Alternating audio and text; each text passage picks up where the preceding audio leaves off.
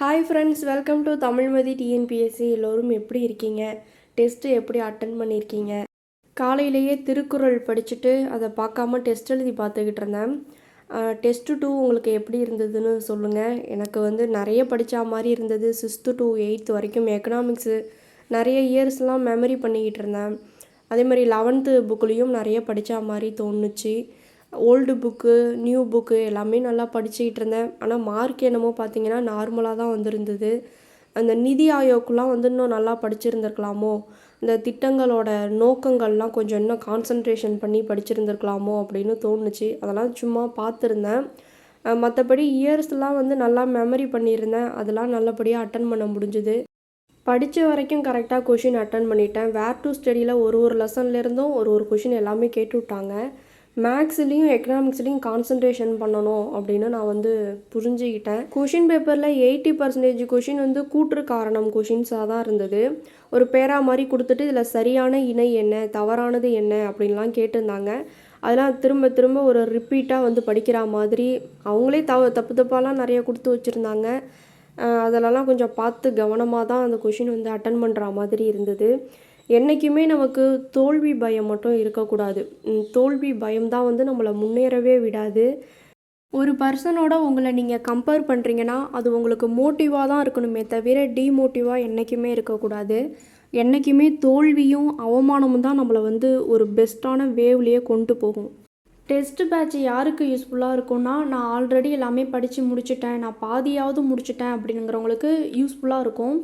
நீங்கள் புதுசாக ஸ்டார்ட் பண்ணுறீங்கன்னா உங்களுக்கு கண்டிப்பாக 3-4 டேஸில் கம்ப்ளீட் பண்ணுறது ரொம்ப ரிஸ்க்காக இருக்கும். வேர் டு ஸ்டடி எங்கே படிக்கணும்னு கொடுத்தாலுமே உங்களுக்கு ரொம்ப ஸ்பீடாக ஓடுறது மாதிரி தெரியும்.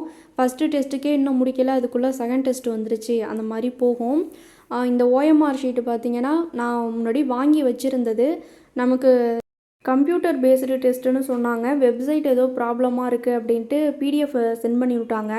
அப்புறம் டக்குன்னு பார்த்தீங்கன்னா என்கிட்ட அந்த ஓஎம்ஆர் ஷீட் இருந்தது. அதுலேயே நான் டெஸ்ட் எழுதி பார்த்துட்டேன். உங்களுக்கும் இந்த மாதிரி ஓஎம்ஆர் ஷீட் வந்து வாங்கி வச்சுக்கோங்க. ஜஸ்ட் அதை வந்து ஒரு ஜெராக்ஸாவது போட்டு வச்சுக்கோங்க, நமக்கு யூஸ்ஃபுல்லாக இருக்கும். ஸ்டார்டிங்கில் நான் ஆஃப்லைன் டெஸ்ட்லாம் அட்டன் பண்ணியிருக்கேன். அப்போது என்கிட்ட புக்ஸும் இல்லை, நான் அந்தளவுக்கு சிலபஸ் எல்லாம் கம்ப்ளீட் பண்ணி கவர் பண்ணியும் வைக்கல. நமக்கு டெஸ்ட்டு பார்த்திங்கன்னா டேஃபில் சிலபஸ் வைஸ் தான் கொடுப்பாங்க, லெசன் வைஸு கொடுக்க மாட்டாங்க. நமக்கு எப்படி படிப்போம்னா நமக்கு வந்து லெசன் வைஸ் இந்த லெசனை நம்ம ஃபுல்லாக கம்ப்ளீட் பண்ணிட்டோம் அப்படின்ட்டு. நமக்கு டெஸ்ட்டுக்கு பார்த்திங்கன்னா அதில் ஒரு சின்ன பார்ட்டு மட்டும் கொடுத்து டெஸ்ட்டுக்கு கொடுத்துருப்பாங்க. நெக்ஸ்ட்டு டைமு ஒரு லேசினஸாக நம்ம ஆன்லைன் டெஸ்ட்டு பேட்ச் ஜாயின் பண்ணலாம் அப்படின்ட்டு இப்போ புரட்சி கவி வந்து போட்டிருந்தேன். அதில் பிடிஎஃப் வந்து நமக்கு மெயிலுக்கு அனுப்புவாங்க. அதில் அந்தளவுக்கு நான் ரிஸ்க் எடுத்து படிக்கிறதில்ல. மெயிலில் பார்த்திங்கன்னா வந்துக்கிட்டே இருக்கும். எல்லாருமே சக்ஸஸ் ஸ்டோரி சொல்லுவாங்க, இந்த மாதிரி ப்ராப்ளம்ஸ் எல்லாம் ஃபேஸ் பண்ணி நான் சக்ஸஸ் பண்ணன்ட்டு. நான் ஃபெயிலியர் ஸ்டோரி சொல்கிறேன். ஏன்னா சக்ஸஸ் பண்ணதுக்கப்புறம் இந்த ஃபெயிலியரோட பெயின் வந்து தெரியாது. நான் குரூப் 2 ப்ரிலிம்ஸ் எக்ஸாம் எழுதிட்டு மெயின்ஸுக்கு செலக்ட் ஆகிடுவோம் அப்படின்னு சொல்லிட்டு அகாடமி ஜாயின் பண்ணி ஹாஸ்டல் ஸ்டே பண்ணி படிச்சுக்கிட்டு இருந்தேன். ஒரு 3 மந்த்து படிச்சுக்கிட்டு இருந்திருப்பேன். ரிசல்ட்டு பார்த்திங்கன்னா வந்துச்சு. அந்த ஹாஸ்டலில் நிறைய அகாடமி ஸ்டூடெண்ட்ஸ் இருந்தாங்க. ஃபஸ்ட்டு ஃப்ளோர்லலாம் நிறைய பேர் தங்கியிருந்தாங்க.